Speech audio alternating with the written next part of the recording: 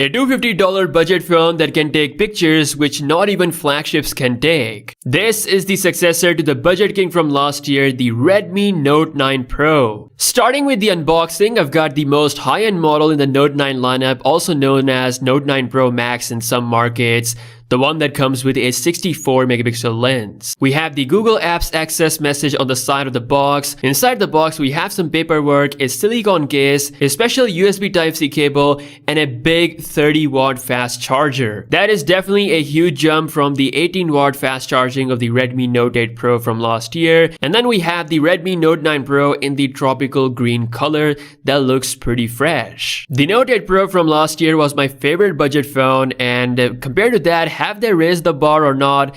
Let's take a deep dive. The price is around $250 for the Note 9 Pro. It is still one of the most affordable phones on the market no matter where you live. There is an interesting design change compared to last year's model. It looks bigger and more colorful, still rocking glass back for premiumness. Headphone jack is still there. We have a more modern punch hole design which some people prefer over a notch. A side fingerprint scanner power button is a very welcoming change, very quick indeed. A quad camera in boxy setup on the back which still rocks the same 64 megapixel lens, 8 megapixel ultra wide, 2 megapixel depth sensor, and a 5 megapixel macro lens compared to the 2 megapixel of last year's model. Now I didn't really pay that much attention to it last time because I wasn't really impressed that much, but this time I played with it and I can't stop using it. If you use this in good lighting conditions, preferably outdoor, you'll get some really great shots. It lets you come real close to the subject. I mean, I cannot take these photos on my $1,300 iPhone because they don't have a macro lens. So in order to come this close, we need a macro lens, which this budget phone has. You may or may not care about this, but it definitely opens new possibility, and especially at this price, it's nice to have all these features. It also lets you shoot 1080p videos in macro mode. Now, like last year, the 64 megapixel lens is still pretty good. Sharp results, natural colors, ultra wide is here as well. Now, possibly my favorite and another big improvement that I've seen compared to the last year model is better performance in Pro mode. To really test out the Pro mode, I took the phone to a really tough, harsh, dark condition. What you're looking right now is a normal picture. This is a night mode picture, and this is a 30-second 64 megapixel night mode shot. The difference is insane. I can literally see the text on the outdoor of that AC, which I couldn't even see through my eyes. You can make the images even better with a bit of Lightroom touch. This easily makes this phone one of the best phones out there to have the Pro night mode experience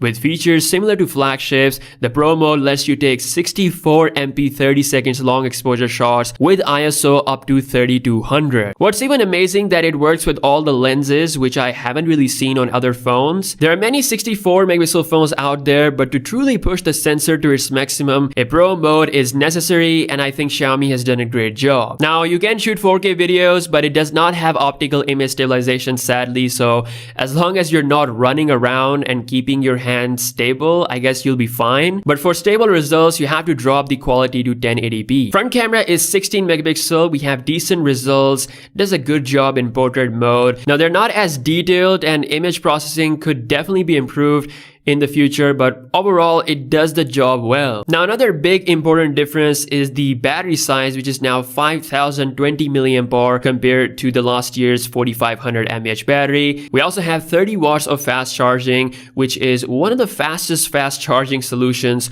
on a budget phone.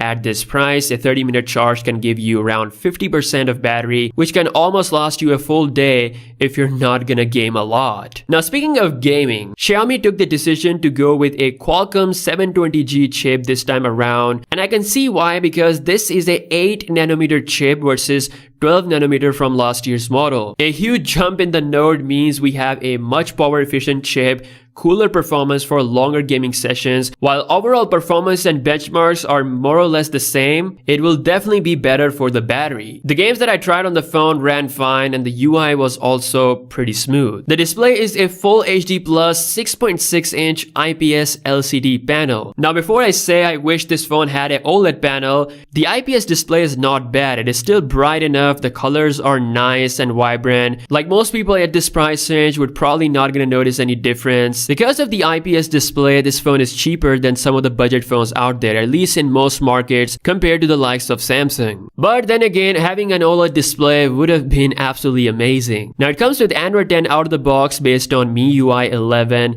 Not my favorite UI, but definitely one of the better ones I've used. I like the arrangement of the app drawer, I like the look of the settings, the ability to add custom actions with the buttons. Once again, a killer pro camera mode that works with all lenses, and the ability to hide punch hole if you want to. Overall, a decent skin. In the future, it will get the MIUI 12, which is the upcoming new skin, which has a lot of new features. That is something to look forward to. All in all, the Redmi Note 9 Pro still checks it all. Xiaomi's goal here is to create the smartphone that has all the features you need for as low price as possible. 8nm Qualcomm chip, bigger battery, faster charging, Gorilla Glass back, and most importantly, a great camera experience. I still think that this phone does justice to the legendary Redmi Note lineup, but let me know what you think in the comment section below. If you guys are new here, be sure to subscribe. I will really appreciate if you like this video, and if you want to connect with me, do follow me on my Instagram, and I'll see you guys in the next one. Peace out.